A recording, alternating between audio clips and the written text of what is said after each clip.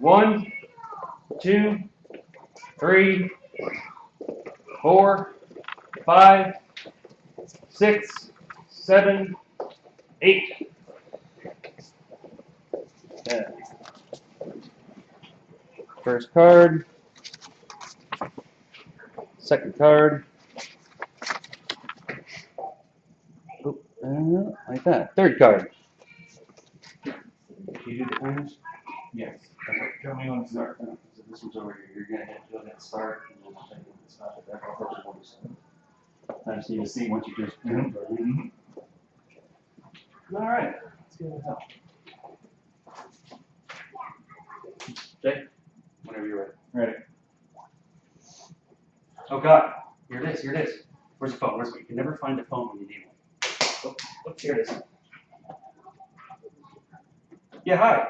Yeah, hi. I saw your ad in the paper. Yeah, I put in an application the other day. Jason Spinner?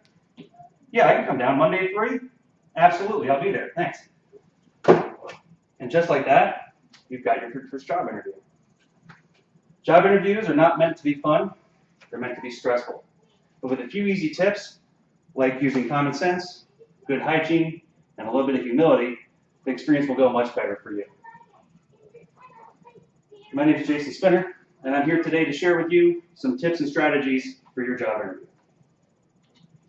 A little bit about myself. I come from a previous career in retail, where I was pretty much helped hire more than a few grocery stores and supermarkets worth of people. And now in the fire department, I assist in personnel issues as well. So let's get ready for our job interview. All right, today's tips, first part of today's tips come from Lynn Williams' book, Prepare Yourself. It teaches people how to take interviews, tips for interviews. First thing we're doing, we're going to be prepared. Common sense isn't as common as you might think. I want you to think to yourself, how much common sense does the average person have? Not so much. Now realize that half the people have less common sense than that. A job interview is supposed to put you off your game. They're going to ask you questions that you're not ready for. This is to help you find out how much common sense you have and how much you can think outside the box. You need to be prepared and bring forth evidence that you meet their needs in regards to skills, qualities, and experience. You should be able to answer questions as far as, why should they hire you? And how did you get your skills? We're going to have reassuring answers to satisfactory explanations for those areas where your resume doesn't match up or there's a problem. The fact of the matter is, most times you're not going to be a perfect fit whatever job you put in for. So you need to be able to tell them what else you can offer. I'm going to work for South Florida lift stations. I don't know anything about lift stations. So he's going to ask me, well, what else can you do? Well, I can work in confined spaces, and the smell of human feces doesn't make me gag and throw up immediately. So those are good other qualities that he can make up for, even though I'm not really good at having lift station experience. Have knowledge of the industry or business sector that you're interviewing for, the interviewing company in particular. If Josh asks me, how many lift stations are in the Sea of Cape Coral, I should know that answer going into the interview. If I don't know that answer, it's a negative look on me. So now that we have those tips out of the way, let's prepare ourselves for the way we are to look during the interview. We're going to dress for success and avoid all the mess.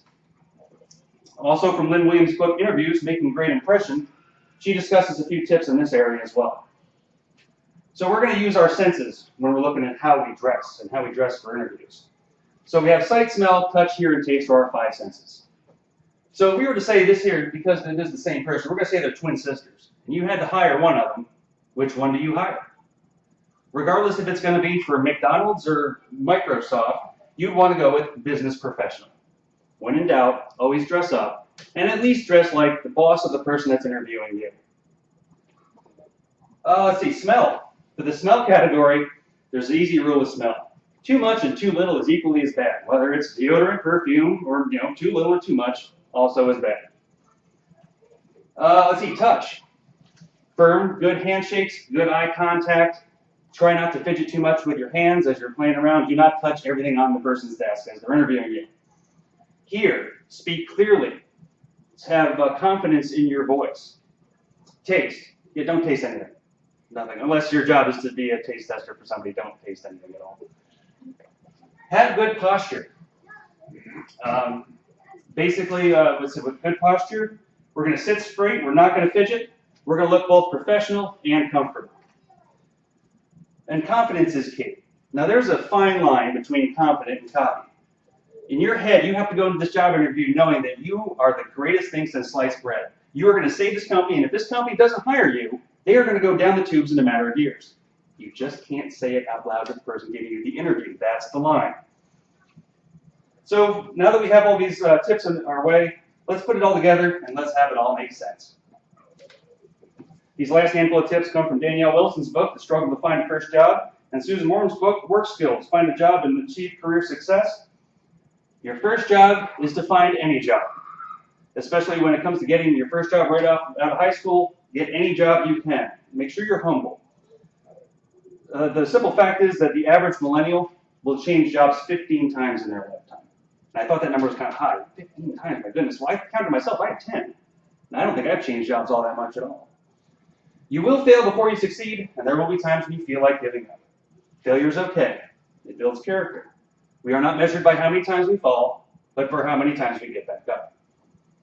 And starting at the bottom means you made it. So CEOs were hired at the bottom. They all mop floors, they all clean toilets, and so will you. And someday you will get your chance to rise to the top. Well, I can't go to your interview with you, even though I wish I could. So take your tips, put them in your pocket, and go to the interview just as I was with you.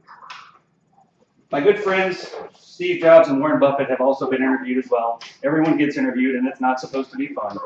So use tips like common sense, good hygiene, and what was our third one? Humility. And using those tips will help it all make sense. You can go ahead and stop the timer. Lori, keep it going. Keep yours going. All right, let's see. Now we have a question and answer session. We have a second timer for 2 minutes on a different phone. Actually, it's on the other phone right there, Jason. Okay, that'll work. So questions. Who's got questions? Josh. How can someone be professional and comfortable at the same time? Excellent question. This falls back into your posture. How do you carry yourself in a job interview? Simply put, especially when it comes to sitting, because most of your interviews will involve sitting, there's a trap. The back of the chair. Don't use the back of the chair. So if you're going to sit during your job interview, you're sitting up straight, you have good posture, you're comfortable, you're confident, and you don't touch the back of the chair. Because there's a big difference between that and this. Any other questions? If I wanted to work at American Eagle, would I wear their clothes to the interview? Okay, well, you can answer that question for me. So let's go back. Does American Eagle sell any clothes that look like that? No. Then your answer is no. When in doubt, always dress above and beyond, do a little bit extra, and that'll always help you win your job. Any other questions? Anybody? I've got another minute. No? Apparently you've learned all you can learn. All right, ladies and gentlemen, thank you very much for joining me. That'll conclude the video.